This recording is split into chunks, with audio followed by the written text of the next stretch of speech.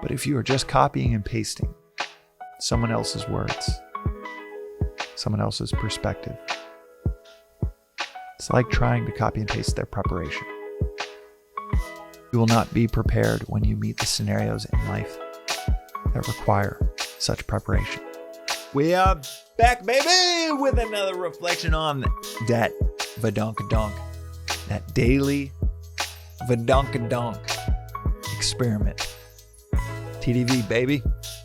And today's reflection, something that's come up in conversation a few times in recent weeks.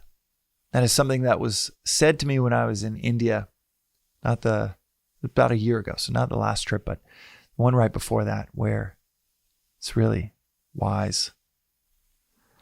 A person at the ashram said, if you have your father's philosophy, you're not a philosopher. And that hit me like a ton of bricks. And maybe there's a phrase that is said often in India, but it certainly was said to me as if it was common knowledge, and I had never heard something like that. If you have your father's philosophy, you're not a philosopher. What is meant by that? If we just take things given to us as fact without questioning them, if we take other people's conclusions, they aren't ours. It's quite obvious. If we take someone else's viewpoint, it's not ours. And the thing about Vedanta is this philosophy implores us to make it yours. To not just study the words of someone that's surfed, telling you how great it is, not just watch other people surf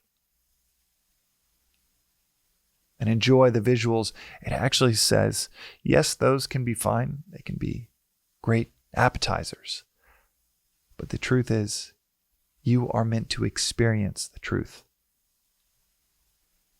Not recite it, not repeat it. Not regurgitate the words from someone else because it sounded cool or because your entire community says the same words. It is to experience it. The three practices within Vedanta, the daily practices are question everything, don't take anything for granted, and study and reflect daily. The perennial practices of Vedanta are Shravana, Manana, Nididhyasana, Sanskrit for listening, reflecting, and ultimately experiencing. Listening to the words of the masters, reflecting on the words of the masters, and then the final step of Nididhyasana, meditation, experiencing the words of the masters. If you have your father's philosophy, you are not a philosopher.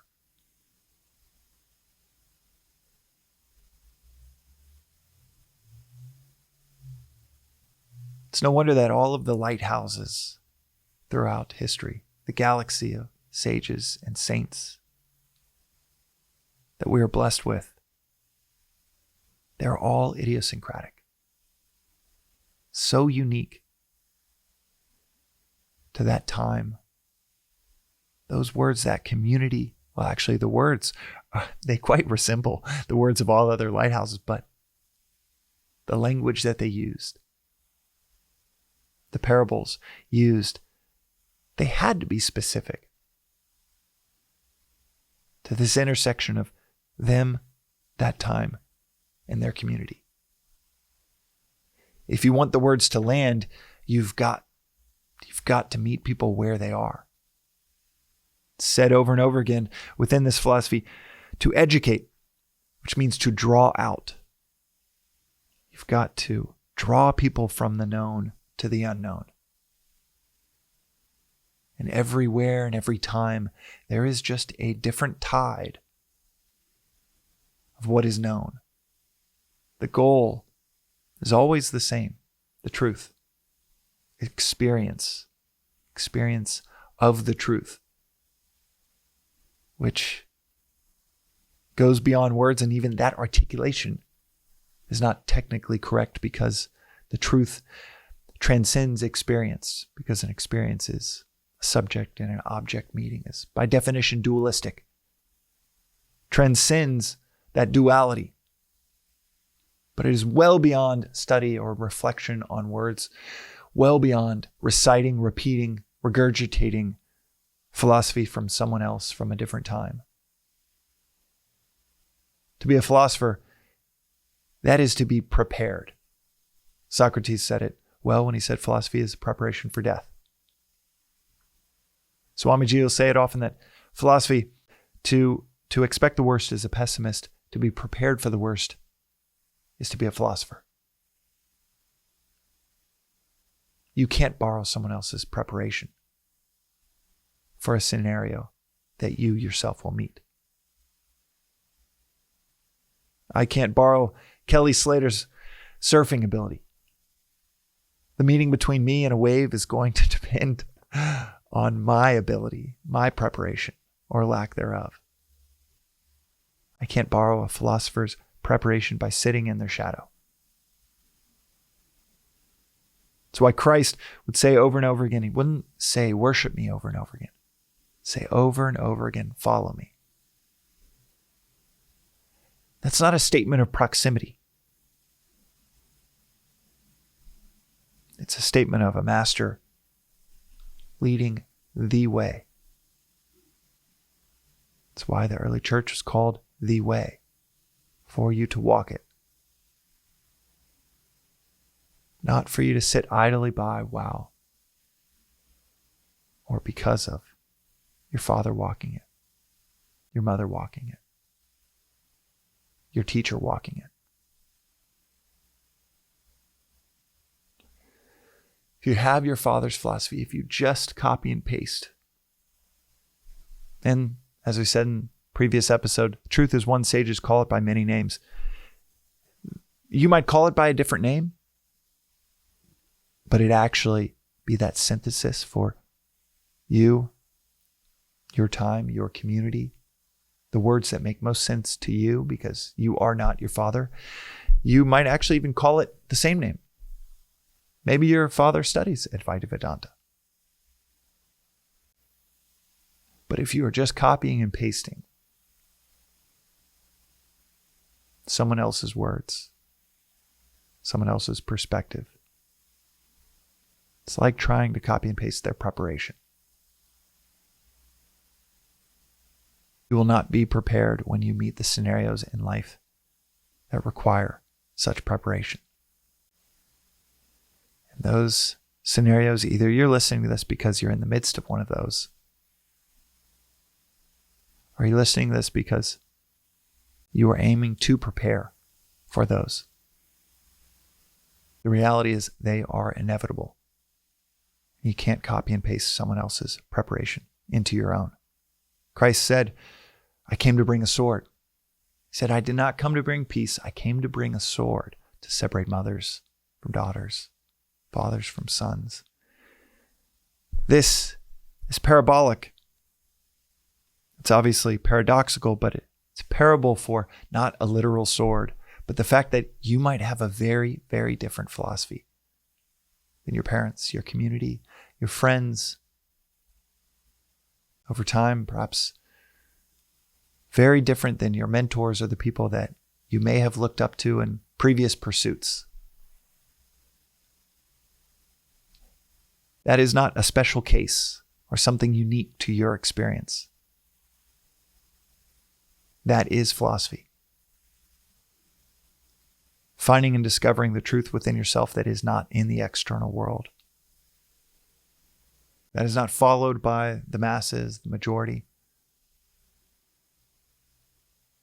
It is found by going inward to a place that no one else can go but you. And it can feel solitary, isolated at times. That is the divine discomfort of choosing inner truth over outer false community. And as Swami says, as I quoted, To be prepared for the worst is to be a philosopher. Not to expect it, because that is pessimism, but to be prepared for it. That is a philosopher. So to be prepared for those isolated moments where you wonder, why isn't anyone else following this?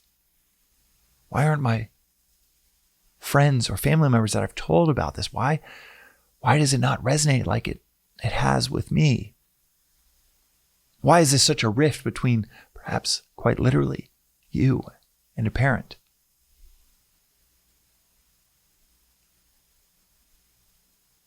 The truth is, sometimes choosing truth means that it looks like you are going against community. As Mark Twain said, when you find yourself on the side of the majority, pause and reflect. And through that pause and reflection, maybe you aren't going the way of the majority any longer. It's the value of satsang, of community in truth, that is actually pursuing the truth with you. But there is no denying that there are moments of solitude. But every philosopher that discovered truths for themselves or their communities that we talk about hundreds, thousands of years later, that was their experience as well.